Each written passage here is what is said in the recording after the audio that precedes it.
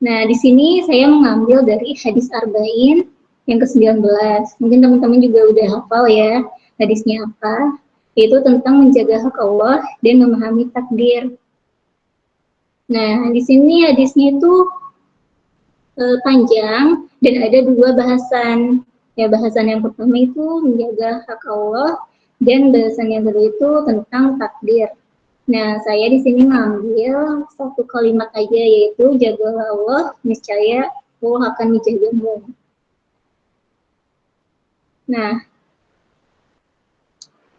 hadis ini sebenarnya menerangkan tentang suatu pesan, teman-teman, pesan yang mendalam, di mana bagaimana seorang hamba itu harus menjaga hubungannya dengan Allah agar mendapat penjagaan Allah, agar mendapat penjagaan dari Allah selama di dunia maupun di akhirat. Ini sebenarnya hadisnya panjang, tapi saya ingin membahas satu kalimat yang sebenarnya sangat-sangat mendalam. Teman-teman pernah nggak sih terbesit gimana ya caranya kita menjaga Allah? Bagaimana caranya kita menjaga Allah? Pernah nggak terbesit gitu? Gimana ya caranya kita menjaga Allah? Nah, sebelum itu kita harus mengetahui apa saja makna dari jaga Allah, niscaya dia akan menjaga. Maknanya apa sih? Nah, kalau menurut para ulama, menjaga Allah itu artinya menjaga batasan-batasan Allah, hak-haknya Allah, perintah-perintahnya Allah, serta larangan-larangannya Allah.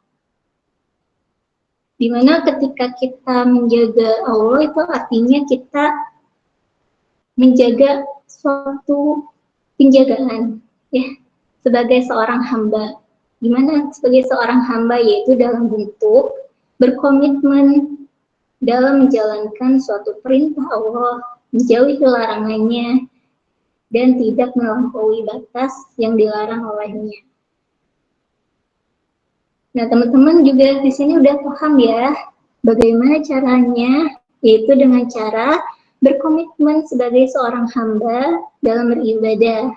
Ketika kita sebagai hamba udah tahu nih apa saja perintah-perintah Allah, apa saja larang-larangannya, nah kita turutin, kita melakukan, kita melaksanakan dengan sesuai perintahnya, tahu apa ya ini halal atau haram, boleh nggak ya ini dikerjakan atau tidak. Nah, sebelum itu pun kita harus tahu harus tahu ilmu-ilmunya, menjalankan apa yang benar-benar halal. Misalkan ketika makan pun kita tahu apa ya yang dilarang oleh Allah, atau misalkan perbuatan apa ya yang dilarang oleh Allah, ya kita jauhi. Nah, gitu. Nah, jadi pertanyaannya di sini, bagaimana kita menjalankan perintah Allah, menjauhi larangannya, tidak melampaui batas.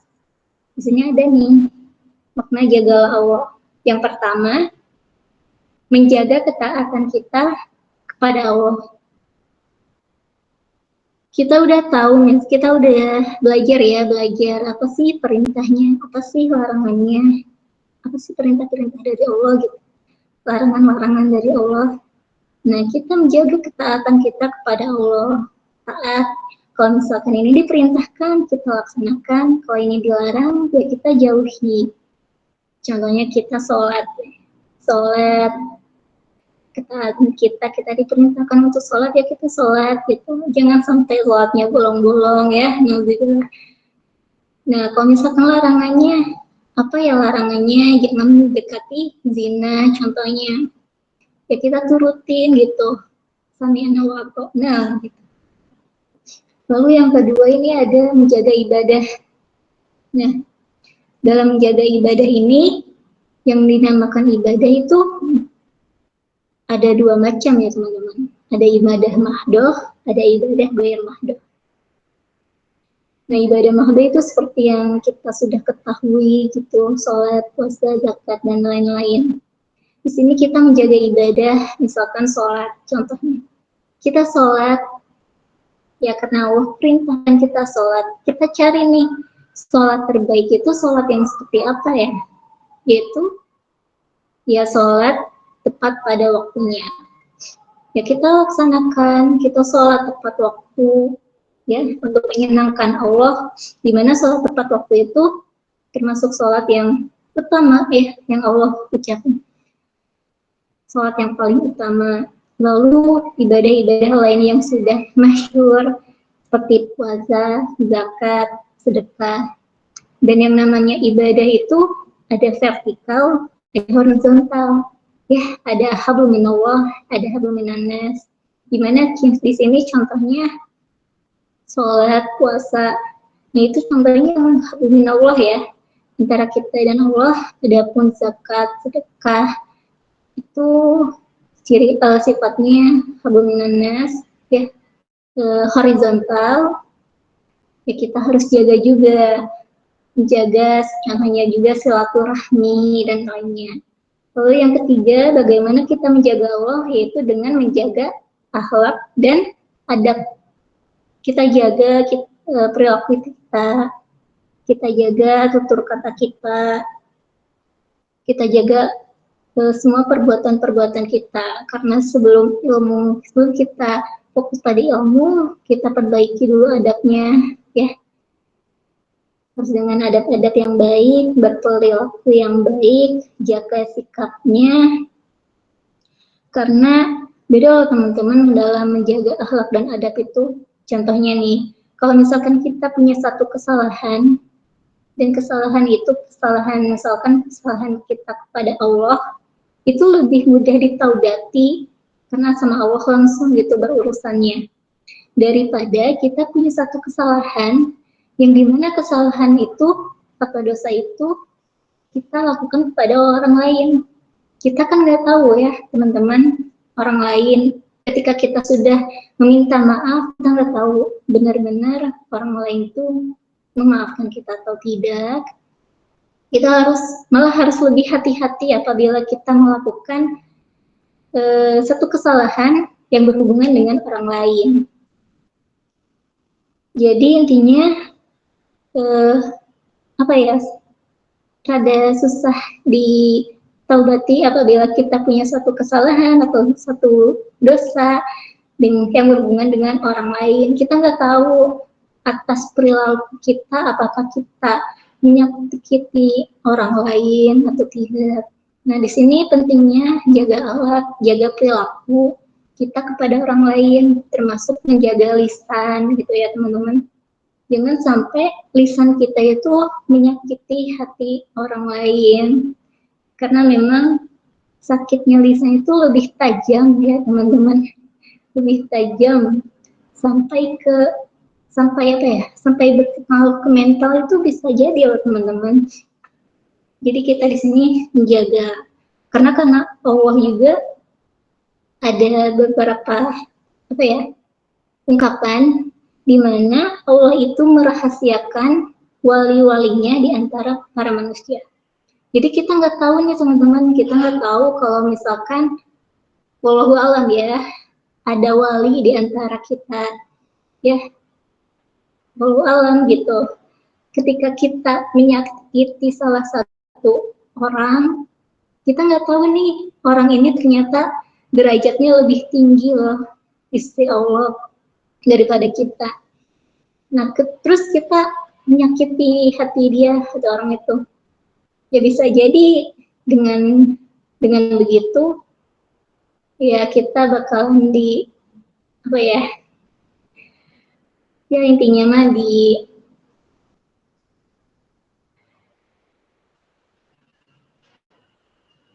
Allah bakalan sedih lah kalau misalkan menyakiti salah satu hamba kesayangannya kayak gitu ya teman-teman. Jadi hikmah dari Allah merahasiakan wali di antara para manusia ini sebenarnya dengan tujuan agar manusia itu saling menghormati, selalu berhusnuzon, dan tidak meremehkan kepada siapapun. Jadi kepada siapapun ya kita harus berhusnuzon, jangan sampai punya apa ya, intinya jangan sampai punya penyakit hati, jaga hati kita. Ya, di sini juga termasuk nih yang nomor 2, menjaga lisan dan hati, jaga hati kita, jangan sampai punya penyakit hati kepada orang lain. Taubati hati kita. Kali aja nih hati ini kotor banget ya, sampai dendam sama orang, sampai gak suka, iri, dengki, dan yang lainnya. Ini itu penting banget ya teman-teman, karena suatu amalan hati itu lebih berat daripada amalan zahir. Ya, contohnya di hati itu, apabila di hati terdapat satu sikap atau sifat sombong aja, itu tuh lebih jelek daripada perbuatan jelek yang zahir. Intinya, misalkan di timbangan ada aja sedikit sombong di hati kita, itu malah memberatkan timbangan keburukan kita, seperti itu. Lalu yang ke nomor 4 nih, bagaimana kita menjaga Allah, yaitu dengan menjaga amanah dan syariatnya. Contohnya, kita misalkan menjadi suatu kepala atau pemimpin. Nah, kita harus bertanggung jawab dalam memegang amanah itu. Contoh sederhana, kita menjadi sebagai anak, sebagai seorang anak, ya kita harus amanah, bertanggung jawab.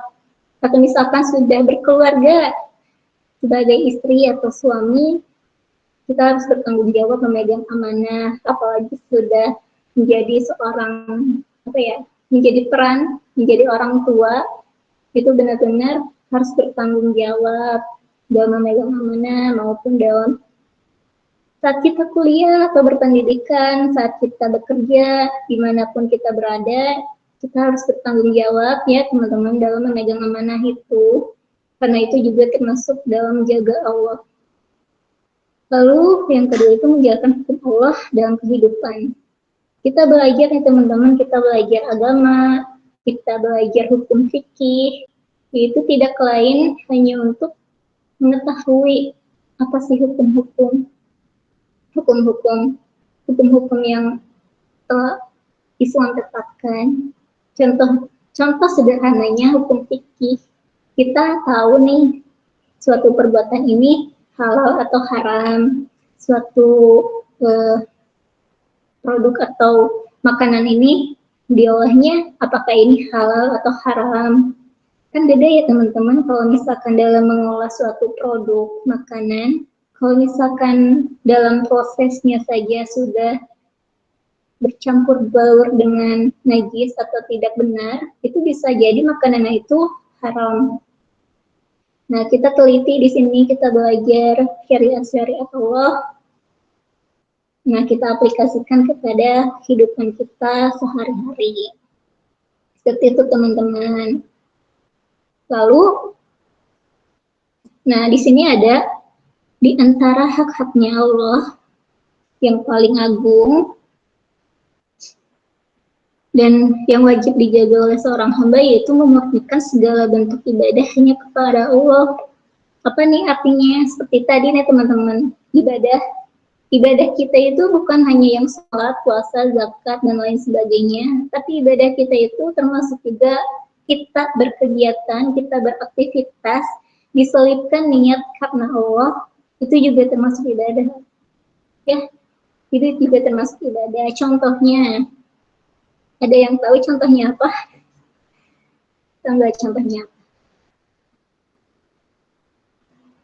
Ini kebetulan saya nggak bisa lihat kolom chat ya teman-teman. Teman-teman bisa tulis di chat. Tapi maaf saya nggak bisa lihat soalnya halang sama share screen. Nah, di antaranya contoh. Nah, di antaranya contoh kecil deh. Kita melakukan suatu kita melakukan suatu aktivitas atau kegiatan. Contoh sederhananya kita menyapu lantai. Kita niatkan dengan menyapu lantai ini Ya Allah, semoga ruangan ini menjadi lebih bersih, lebih nyaman, sehingga hamba bisa beribadah, sehingga hamba bisa beraktivitas di ruangan ini dengan nyaman, dan selalu ingat kepadamu itu juga termasuk ibadah apabila niat-niatnya kita menyelipkan niat hanya untuk Allah gitu. Contoh lainnya, kegiatan kuliah, kita menuntut ilmu, kita niatkan di situ untuk mencari ilmu semata-mata untuk Allah.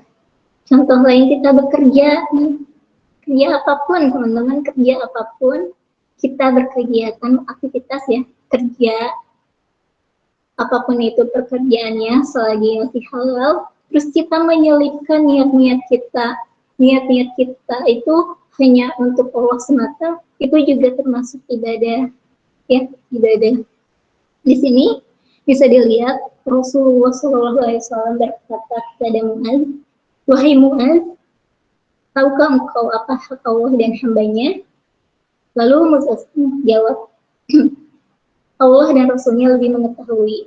Rasulullah pun bersabda, hak Allah atas hambanya adalah beribadah hanya kepadanya dan tidak menyekutukannya. Jadi teman-teman, selama kita nggak syirik, kita nggak menyekutukan Allah, dan kita beribadah ataupun melakukan kegiatan dengan niat hanya untuk Allah, itu juga termasuk ibadah, itu juga termasuk hak Allah atas hambanya. Ya, jadi mementingkan segala bentuk ibadah hanya kepada Allah. Jangan kita ibadah cuma ingin pamer atau ingin ria, ingin dipandang seolah-olah apa ya, punya derajat yang tinggi, itu jangan. Jadi udahlah, kita murnikan, kita luruskan segala bentuk ibadah kita itu hanya untuk Allah, bukan untuk dipandang manusia ya teman-teman. Nah, terus teman-teman, lalu pemilik kriteria ini nih, ketika kita telah melaksanakan haknya Allah, ya, batasan-batasannya Allah, menjalankan perintah-perintahnya Allah, menjauhi larangannya, maka Quran pun menyanjung, Allah pun menyanjung orang-orang yang seperti ini dalam Quran surat Qaf ayat 32, yaitu yang berbunyi, inilah nikmat yang dijanjikan kepadamu, kepada setiap hamba yang senantiasa bertobat kepada Allah dan menjaga segala peraturan-peraturannya. Jadi teman-teman, ketika kita menjaga Allah, maka Allah pun akan menjaga kita. Allah menjanjikan kepada kita apabila kita sudah melaksanakan haknya Allah, perintah-perintahnya Allah, Allah pun akan membalas, teman-teman, akan membalas pada kita berupa sebuah penjagaan. Teman-teman tahu kalau kita misalkan kita nih ngasih A ke orang lain juga bakal ngasih A juga kan. Tapi ketika kita pada Allah itu ngasih A, Allah itu sebenarnya ngasih ke kita itu lebih banyak, bukan hanya A tapi juga A, B, C, D, E, F, G, lebih banyak. Ketika kita memberi segini, oh segini itu maksudnya ya mampunya kita. Lalu Allah pun pasti akan memberikan suatu balasan yang dimana balasan itu pasti lebih baik dari apa yang kita kira. Nah, dari balasan kita menjaga Allah, maka di sini pun niscaya Allah akan menjagamu. Allah akan menjaga kita nih teman-teman, kalau misalkan kita menjaga hak-haknya Allah, perintah-perintahnya Allah, batasan-batasannya. Orang yang sedia menjaga Allah, maka Allah akan membalasnya dengan suatu penjagaan yang dimana penjagaan Allah itu pasti lebih baik dari apa yang kita kira. Ya, lebih baik kita misalkan lebih apa ya? Penjagaan Allah itu lebih dari apa yang kita kira gitu. Misalkan kita mengira Allah akan membalas 10, tapi ternyata lebih dari itu Allah membalas 100 dan yang lain. Nah, di sini pertanyaannya teman-teman, bagaimana bentuk penjagaan Allah itu? Coba. Bentuk penjagaan Allah. Ada yang tahu nggak bagaimana bentuk penjagaan Allah ketika kita sudah menjaga hak-haknya Allah ataupun perintah-perintahnya Allah?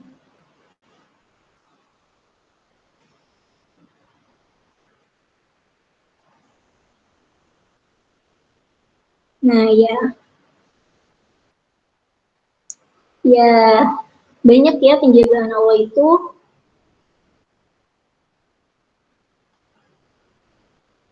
Di antaranya kita lihat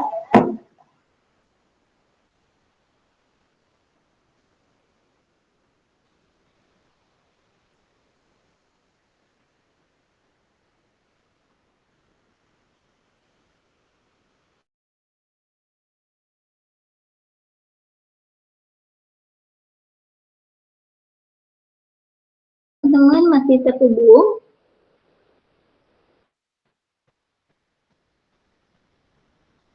Masih terhubung ya? Naam Kak, masih terhubung. Nah, oke. Kita lanjut. Penjagaan itu yang ada di kolom komentar, tadi saya lihat sebentar. Banyak ya penjagaan Allah itu. Menurut Ibnu Rajab, penjagaan Allah itu ada mengandung 2 unsur.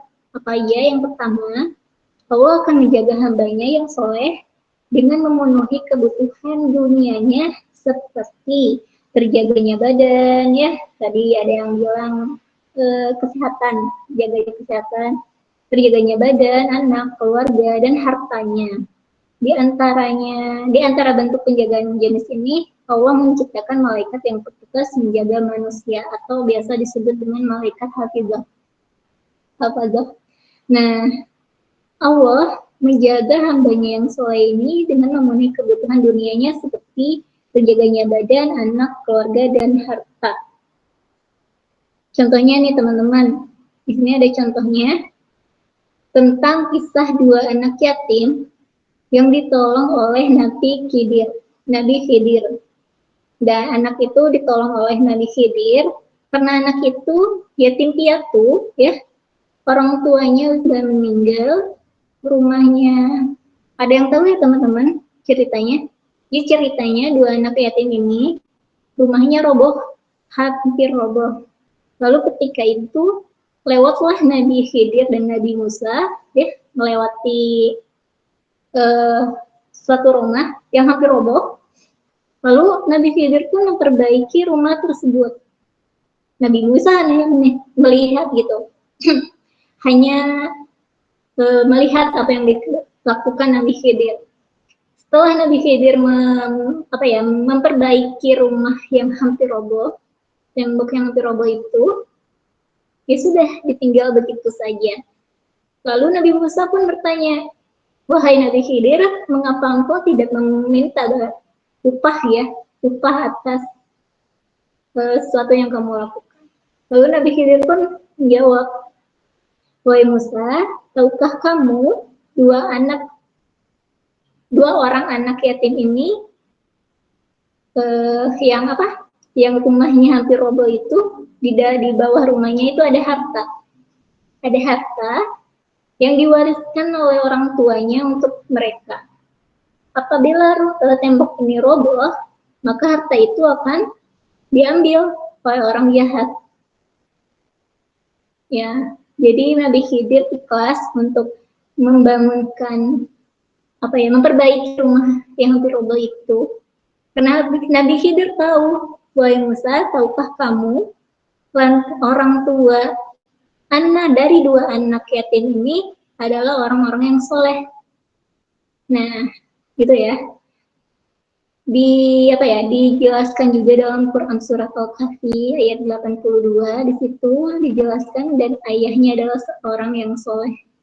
Jadi teman-teman, kalau misalkan kita menjadi orang tua atau kita punya orang tua yang soleh, insya Allah keturunannya juga akan dijaga oleh Allah, ya akan dijaga dengan penjagaan Allah. Adapun ketika kita menjadi orang tua, kita berusaha untuk soleh. Agar apa? Agar keturunan-keturunan kita nantinya menjadi orang-orang yang soleh yang dijaga oleh Allah dengan penjagaan yang terbaik. Nah, ini juga ada nih teman-teman pengalaman pribadi saya. Ketika saya menempuh pendidikan S2, saya punya teman. Di mana teman saya itu masih punya keturunan nasab yang mulia, keturunan nasab seorang wali, yaitu masih keturunan Sunan Gunung Jati, Syarif Hidayatullah. Nah, ke bawah hingga saya lupa ya, intinya dia punya nasabnya itu, dia keturunan itu. Nah, di mana kisah beliau, dia bercerita kepada saya, kisah beliau itu waktu kecil, dia punya orang tua nih, di mana ayahnya itu masih satu nasab yang punya nasab keturunan itu, ibunya juga punya keturunan nasab itu. Jadi dia termasuk keluarga yang punya nasab dan dalam tanda kutip ya. Nah, kisahnya ketika dia berumur 4 tahun, orang tuanya itu berpisah karena ada beberapa masalah rumah tangga gitu ya. Berpisah sejak dia umur 4 tahun. Lalu dia pun ikut ke ibunya, hak asuh ke ibunya. Lalu ketika umur 8 tahun, teman-teman, ibunya meninggal. Setelah ibunya meninggal, beliau diasuh oleh kakek dari jalur ibunya. Karena ayahnya tidak mampu untuk mengasuhnya gitu. Diasuh oleh kakeknya sampai umur 17 tahun. Tiba di umur 17 tahun, kakeknya meninggal. Ya, kakeknya yang dari jalur ibunya itu meninggal. Lalu diasuh oleh neneknya. Ketika kakeknya meninggal ini, teman-teman, neneknya membela. Ketika pembagian waris, neneknya membela, tolong hitungkan, tolong sisakan untuk intinya warisan untuk si anak ini, karena si anak ini udah nggak ada ibunya, terus ayahnya tidak mampu merawatnya, di mana dibagilah harta warisan tersebut ketika kakeknya meninggal, dibagi harta warisan, di mana anak ini mendapat warisan sebagian dari kakeknya. Dianggap masih hidup ibunya, ya kata neneknya membela gitu. Tolong dihitungkan, kasihan ya, karena kasihan. Nah, dari itu akhirnya si anak ini tetap dirawat oleh neneknya hingga tahun 2023 kemarin, teman-teman. Neneknya berpulang ke orang tua, neneknya meninggal, di mana dia ternyata dia sendiri. Ketika dia kecil, alhamdulillahnya banget tuh teman-teman, saudara-saudaranya, paman bibinya tuh baik-baik menyekolahkan dia hingga dia besar, dia bisa cari uang sendiri, berkuliah dengan uang sendiri. Nah, hingga akhir tahun 2023 kemarin, neneknya berpulang. Di situ saya mendapat suatu pelajaran, teman-teman. Suatu pelajaran di mana, Masya Allah banget, dengan suatu perjuangan kisah beliau ini, Allah masih menjaga ya, masih menjaga dirinya, di mana orang tuanya itu sudah berpulang, terus ayahnya tidak mampu untuk menafkahi diri anaknya. Beliau jadi mendapatkan suatu warisan karena dibela oleh neneknya. Dibela oleh neneknya, itu jadi pelajaran untuk saya sendiri. Oh, seperti ini ya penjagaan Allah. Penjagaan Allah yang dari kecil sebenarnya dia dikelilingi oleh paman bibinya yang baik, yang mau menyekolahkan dia, yang Masya Allah sebegitunya Allah menjaga dengan penjagaan terbaiknya. Gitu teman-teman ceritanya. Jadi ya Masya Allah banget, dimana orang tuanya juga orang tua yang soleh-solehah gitu, nasabnya bagus, Masya Allah sekali. Nah kita lanjut ya teman-teman dari cerita itu. Di sini juga dikatakan dalam Al-Baghawi menukil dari perkataan Muhammad bin Qadir, sesungguhnya berkat kesolehan seorang hamba, Allah akan menjaga anak keturunannya, sanak familinya, dan keluarganya, serta orang-orang yang ada di sekitar rumahnya.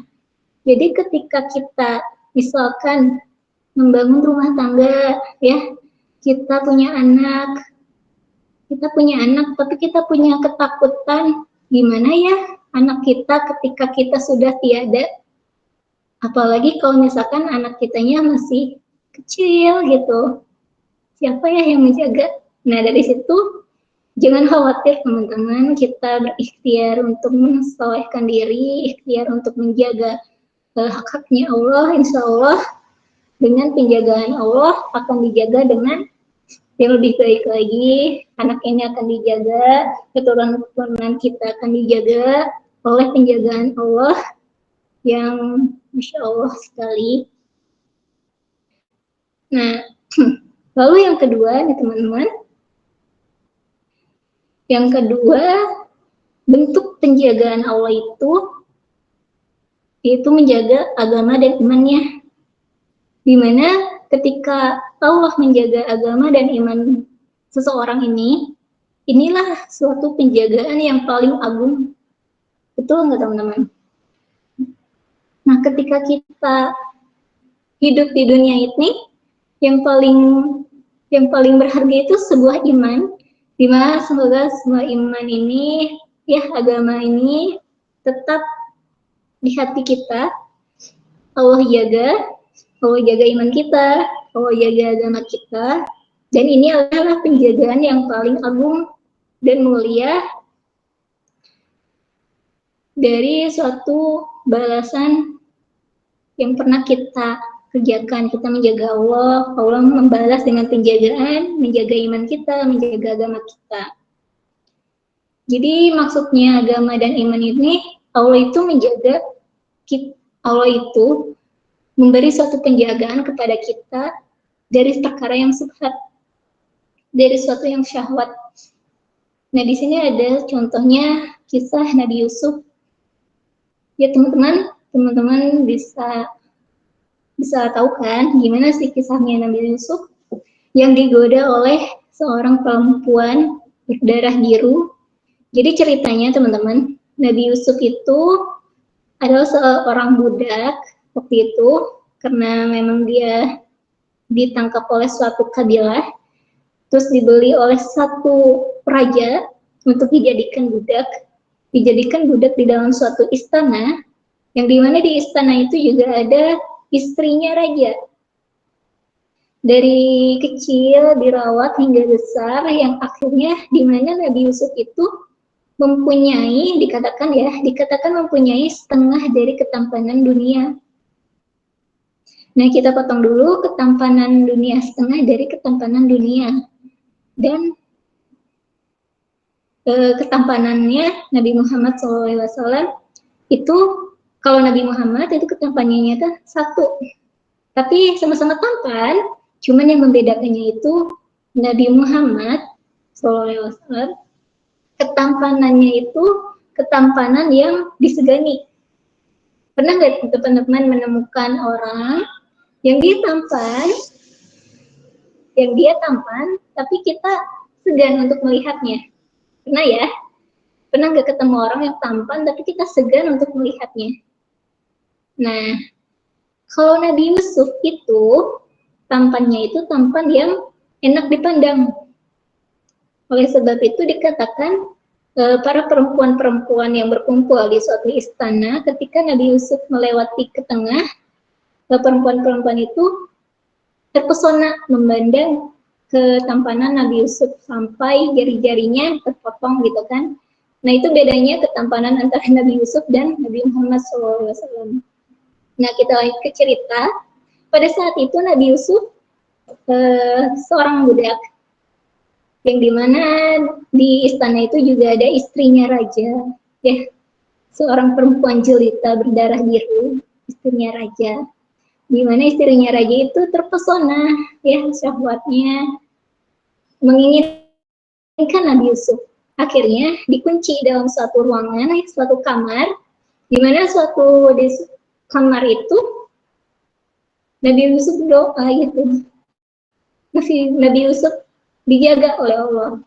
Ya, ketika Nabi Yusuf hendak melarikan diri, bagian belakang baju Nabi Yusuf itu ditarik oleh istri raja ini, ditarik sampai sobek hingga ke pintu ruangan mau dibuka, tibalah seorang rajanya itu ketahuan sama rajanya. Lalu si perempuan ini, si istrinya raja itu manipulatif teman-teman. Dia bilang, wahai suamiku, apa ya balasan yang akan kau lakukan apabila Yusuf ini melakukan hal keji kepadaku. Nah, padahal itu kan suatu fitnah ya teman-teman, itu suatu fitnah yang padahal dimana istri raja itu yang menginginkan, tapi malah dikira Nabi Yusuf yang menginginkan. Lalu diobrolkan gitu, dirundingkan dengan keluarga-keluarga yang ada di istana. Siapa sih sebenarnya yang salah gitu? Nah, ada salah satu orang istana mengatakan, apabila yang sobek adalah bagian depan baju Yusuf, maka Yusuf yang bersalah. Apabila yang sobek adalah bagian belakang Nabi Yusuf, maka istri raja itu yang bersalah. Nah, setelah dilihat yang robek adalah bagian belakang bajunya Nabi Yusuf. Nah, raja pun berpikir dong logikanya, oh iya, kenapa yang salahnya istri raja? Karena Nabi Yusuf ini ingin melarikan diri, ditahan kan ya dengan oleh istri raja ini.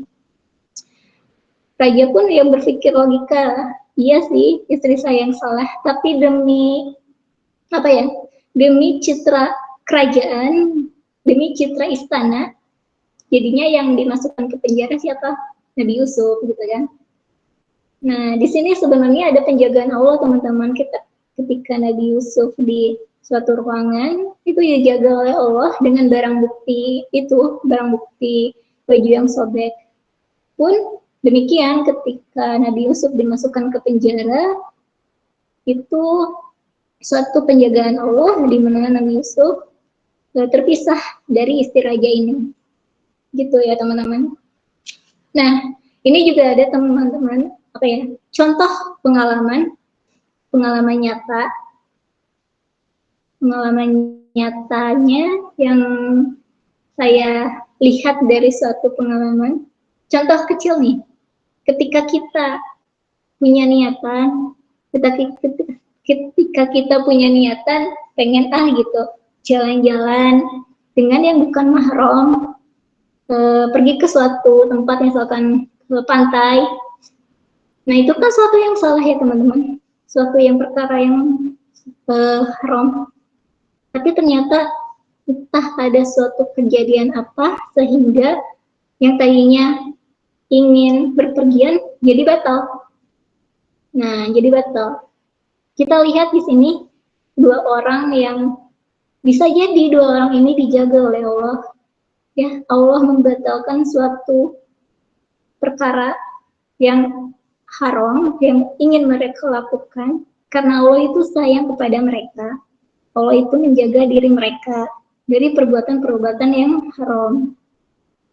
Seperti itu. Teman-teman punya pengalaman lainnya tidak yang emang sama nih, sama atau mirip-mirip ketika kita ingin melakukan suatu perbuatan yang keji, terus tiba-tiba Allah membatalkan gitu. Kita tidak jadi melakukan suatu perbuatan itu. Nah, kita harus peka ya Allah. Kita harus peka ya teman-teman, kita melihat tanda-tanda Allah. Oh, kenapa ya kok aku nggak jadi ini. Oh, kenapa ya dibatalin karena ini. Ternyata ketika kita mencoba mencari hikmahnya, sebenarnya Allah tuh sayang kepada kita, teman-teman. Sebenarnya Allah itu menjaga diri kita itu dari suatu perbuatan-perbuatan yang keji. Ya, menjaga, sadar dong gitu.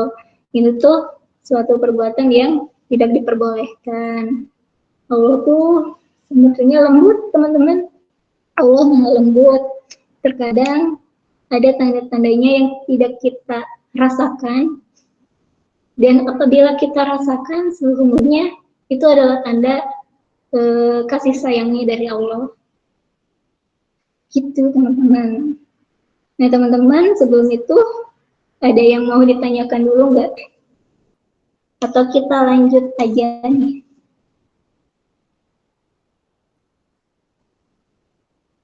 Gimana, ada yang mau ditanyakan dulu?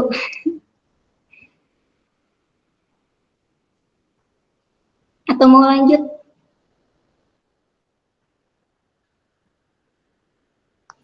Boleh lanjutkan dulu, Kak. Lanjut aja ya dulu.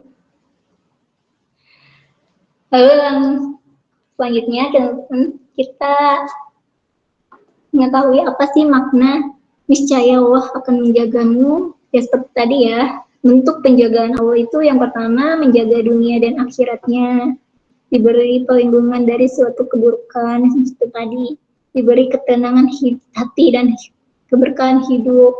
Teman-teman tahu nggak, kalau misalkan kita melihat suatu kehidupan orang lain, ya yang kita kira nyaman gitu, enak banget gitu, sebenarnya kita nggak tahu nih perjuangan di balik dia dalam menjaga hak-haknya Allah itu seperti apa.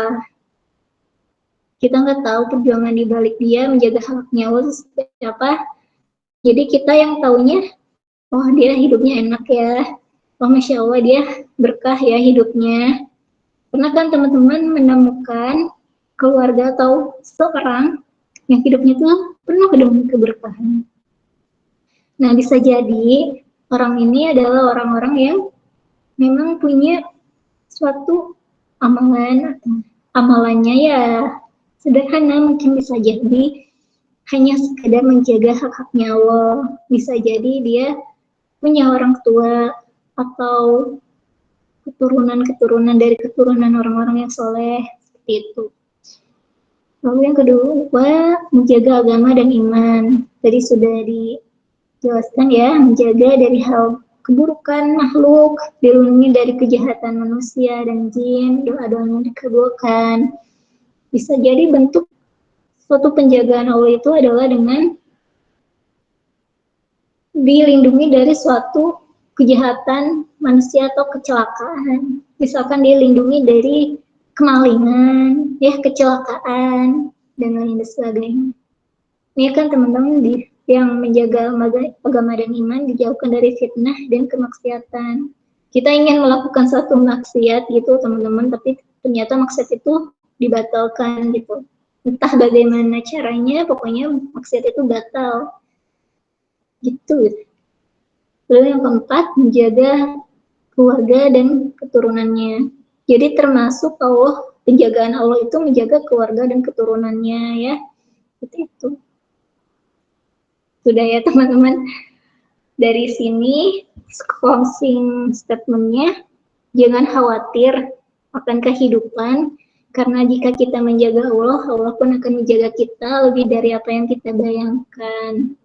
Gitu teman-teman. Jazakallah khair. Nih, oh iya teman-teman, kita lanjut ke ke Kak Saskia, boleh dilanjutkan. Cukup.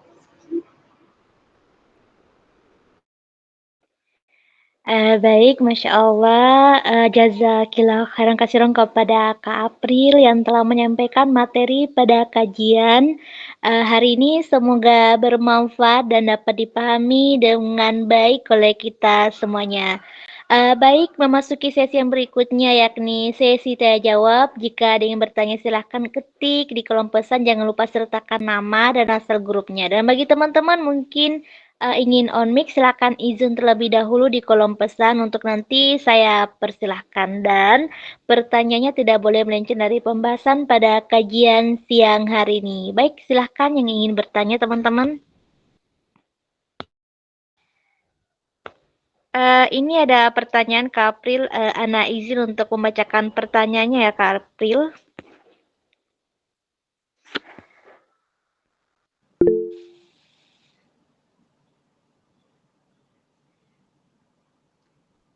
Oh ya, dari langsung dijawab aja. Baik Kak.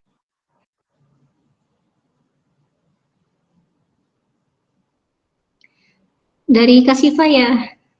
Dari Kak Syifa, Assalamualaikum warahmatullahi wabarakatuh. Izin bertanya, apakah benar doa dari anak yatim itu diijabah dengan Allah? Iya betul Kak Syifa. Doa anak yatim itu diijabah oleh Allah. Kalau kita ketahui bahwa yang dinamakan anak yatim itu, yang disebut dengan anak yatim itu adalah yang sebelum balik gitu. Jadi sebelum balik, kalau misalkan udah balik, terus orang tuanya meninggal, itu bukan lagi dinamakan anak yatim. Anak yatim itu di mana dia belum balik gitu, baru disebut anak yatim. Nah, kenapa bisa diijabah dari Allah? Ini karena memang belum balik teman-teman. Anak-anak yang belum balik itu dosa-dosanya dianggap diampuni ya, udah apa ya, intinya tuh tidak tercatat, belum tercatat. Jadi ketika anak-anak yatim ini, pun ketika anak-anak yatim melakukan suatu kebaikan, mengamalkan suatu kebaikan yang berbuah pahala, pahalanya itu nanti akan ke bapak ibunya. Jadi kenapa doa anak yatim itu diijabah? Karena Masya Allah banget, yang namanya anak yatim dan belum balik itu belum ada dosanya teman-teman. Jadi insya Allah doanya itu langsung menembus ke aku. Gitu Kak Syifa, bisa dipahami Kak Syifa.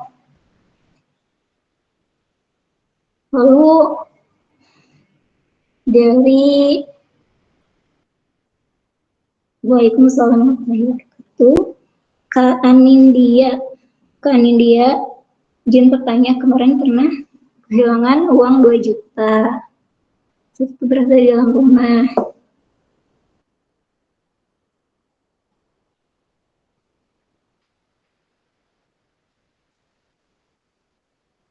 Ini Kak Syifa, gimana nih pertanyaannya?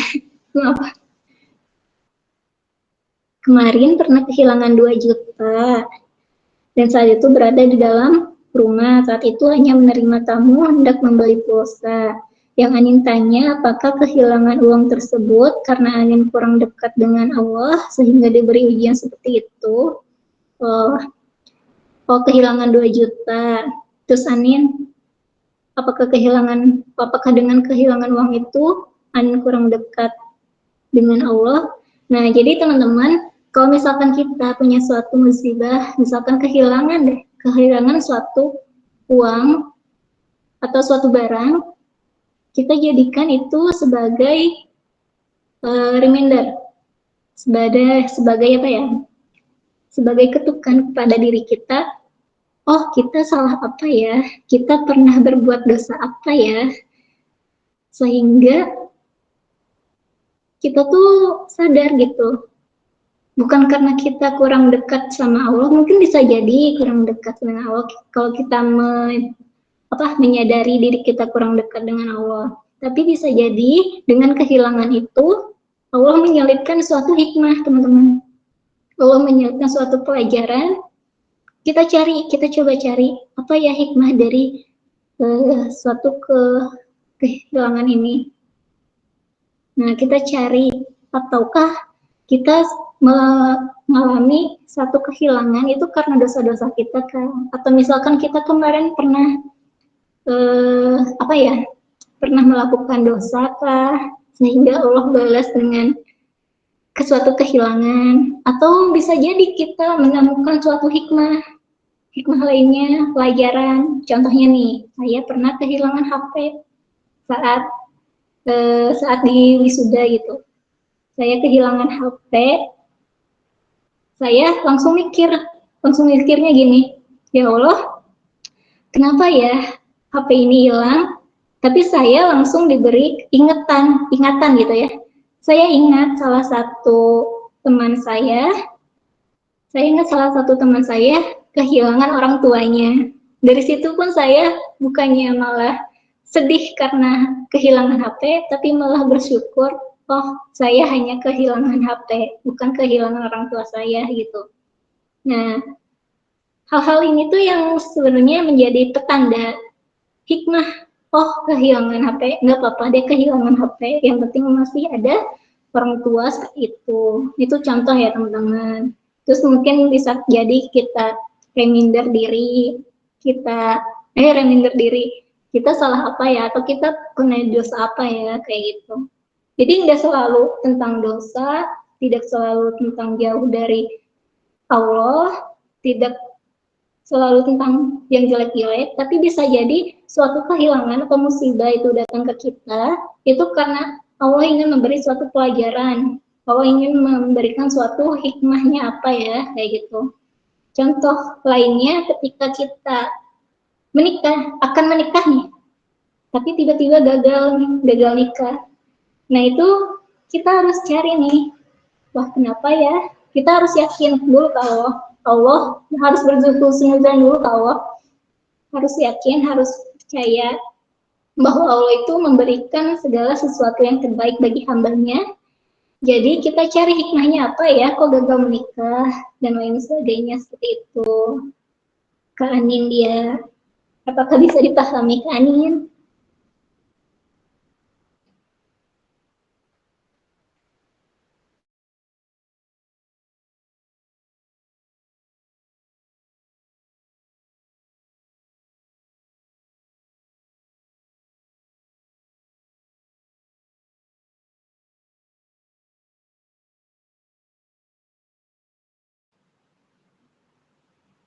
Ya ada yang mau tanya lagi juga boleh atau dicukupkan Kak Saskia?